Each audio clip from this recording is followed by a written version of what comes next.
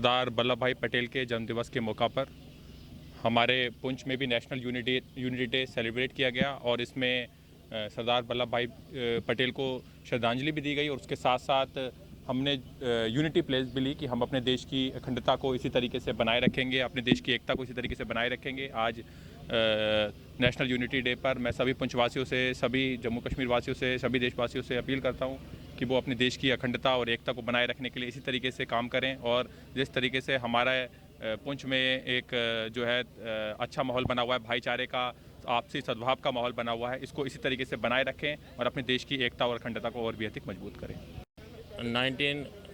1875 हमारे एक इंतहाई महान पुरुष सरदार वल्लभ भाई पटेल का जन्मदिन है। गवर्नमेंट ऑफ इंडिया ने 2014 में ये फ़ैसला लिया कि इसको हम नेशनल यूनिटी डे के तौर पे या राष्ट्रीय एकता दिवस के तौर पे मनाएंगे। इसके पीछे मकसद क्या है कि ये वो आइनी हस्ती है जिसने अंग्रेज़ों के ख़िलाफ़ लोहा लिया और सरदार का जो खिताब पाया 1928 में बरदौली अपराइजिंग जो हुई, मूवमेंट हुई किसानों की, और अल्टीमेटली मुंबई प्रिंसली स्टेट को हार माननी पड़ी और इनके मुतालबात मानने पड़े। वहाँ से सरदार का खिताब मिला। जब हिंदुस्तान आज़ाद हुआ 1947 में, तो सबसे बड़ा मसला ये था कि जो 565 प्रिंसली स्टेट्स हैं उनको यूनिफाई कैसे किया जाए, एक झंडे के नीचे कैसे लाया जाए।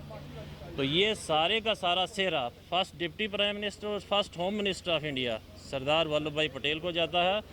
उन्होंने आहिनी हाथों से, परसुएशन के ज़रिए, मोटिवेशन के ज़रिए और जहाँ जहाँ ज़रूरत पड़ी फोर्स के ज़रिए ये इंश्योर करवाया कि देश टुकड़ों में ना बटे, इसके अंदर रियासतें ना हों, बल्कि ये एक यूनियन ऑफ स्टेट हो। अदरवाइज़ शायद हम नक्शा कोई दूसरा देखते। उसके बाद इनको आयरन मैन ऑफ इंडिया का खिताब मिला।